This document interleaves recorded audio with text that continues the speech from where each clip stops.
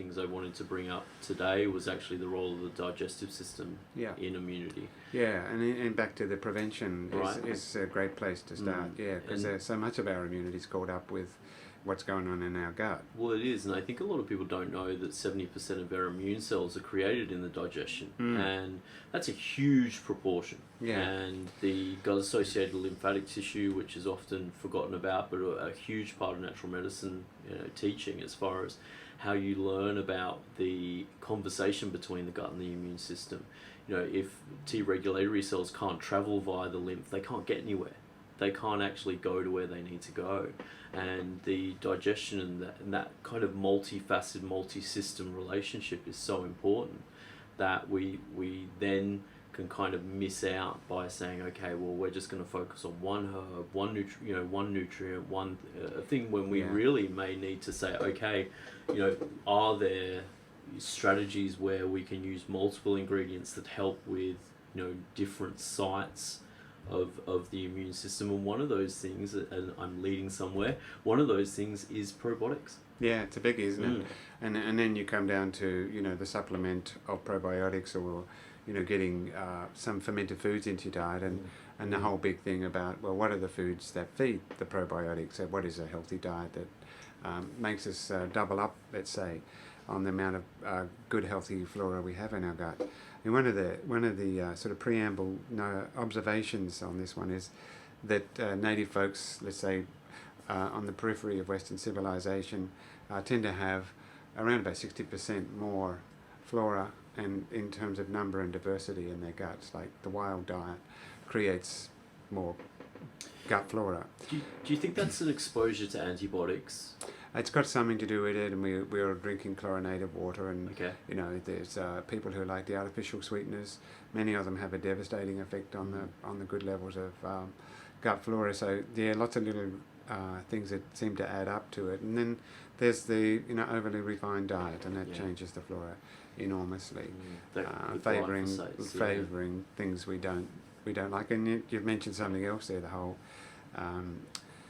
weed killer. That's nuts. The Roundup that changes the flora balance quite significantly to things like Clostridium and nasty guys. So things that are, you go have a look at guts now, and it's like, oh, what's the Clostridia doing in there? Like, that's a really rare thing. No, it's turning up, and you go measure somebody's glyphosate level, it's like, oh, this person got high glyphosate, and we know how that works.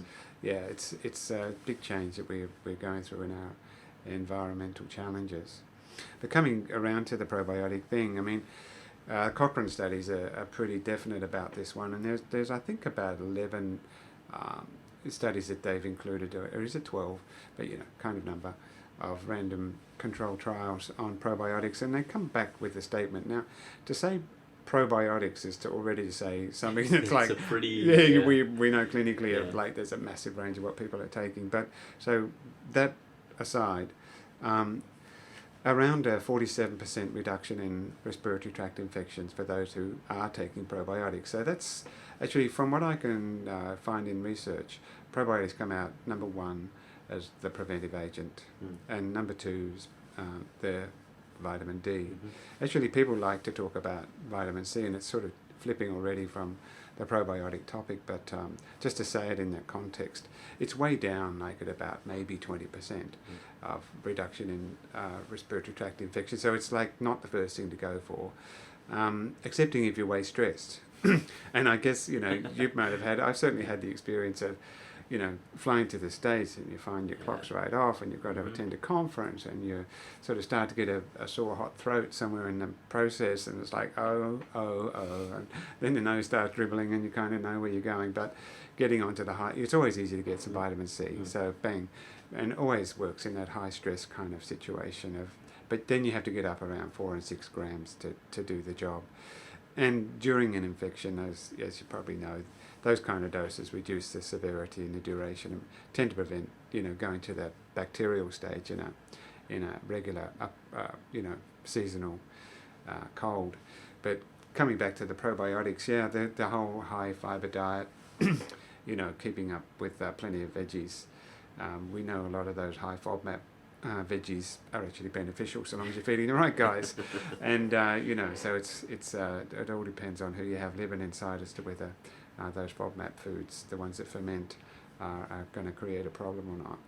The interesting thing about probiotics, I think, is for me that 2015's Cochrane review hasn't actually been reproduced in a sense with other meta-analyses and systematic reviews, with especially in children as well. I think there was one a year later that kind of following up on that a little bit, and they actually had a really interesting exclusions element to what they were looking at, where they actually excluded any formulas that had prebiotics, vitamins, or any other extraneous agents in there, so they could literally just look at single strain and formulaic based probiotic formulas. And that was with almost double the amount of kids, and that was just over 6,000. And they said that it was still looking to be a feasible way of reducing respiratory tract infections as well. So and duration and intensity. Right. So one of those things that definitely helps. And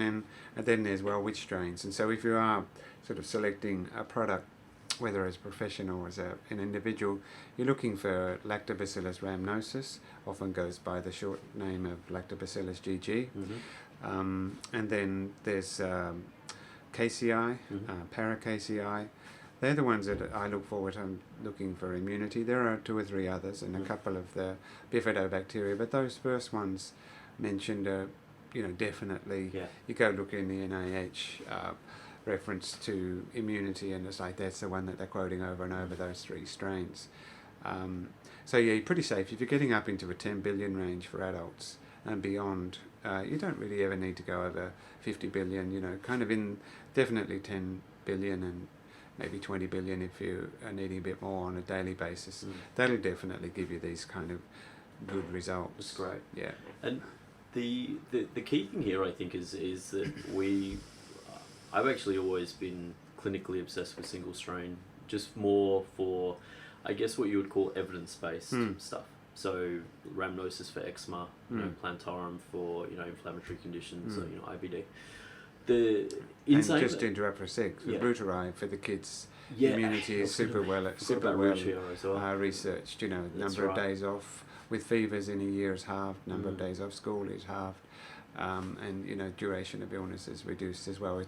Reuteri for kids is one of the ones to look out for. Yeah, it does seem like the Lactobacillus team is the way forward. The team of players. But I guess I was going to touch on it. I actually had my opinion changed a couple of years ago, in that I found a really interesting European study that compared the efficacy of single strain versus multi-strain probiotics across the board, and in all cases, even if you were looking at having a very clear symptom specific outcome, so hay fever or things like that, you would still get a better result when they all came in together, which was super interesting. Because it's funny, when you're interpreting the studies, you'll see LGG often on its own, you'll see maybe Para-KCI or other things on its own, but I think it's really important that the broader sense does seem that using them in a multi-strain is a better way to go.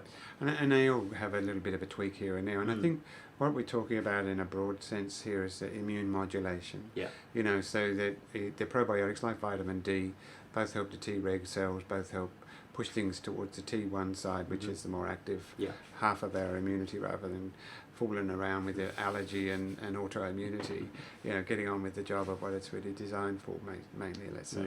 But, when we're going to need to mention the cytokines somewhere in here, because of the terminology of a cytokine storm that comes along with this particular virus, COVID-19. And one of the ways that both vitamin D and the probiotics work is to reduce the cytokine, particularly IL-6, TNF alpha, NF kappa B. These are the big trio that are a problem. And most probiotics do the opposite. If they boost up the interleukin 10 and sometimes some of the other of the beneficial cytokines. So that's immune regulating. So you might need other substances at times when somebody's got a kind of a dead immune system, like astragalus or reishi, and these kind of deep acting immune herbs for people like really conked out, and they do stimulate cytokines so they can mount an immune response. But in this particular case, I advise people not to do astragalus or reishi, because come the day that they may have this virus, the last thing you want is an overactive immune system that's going to overly fire up and maybe go down into the hospitalization stage of this COVID problem.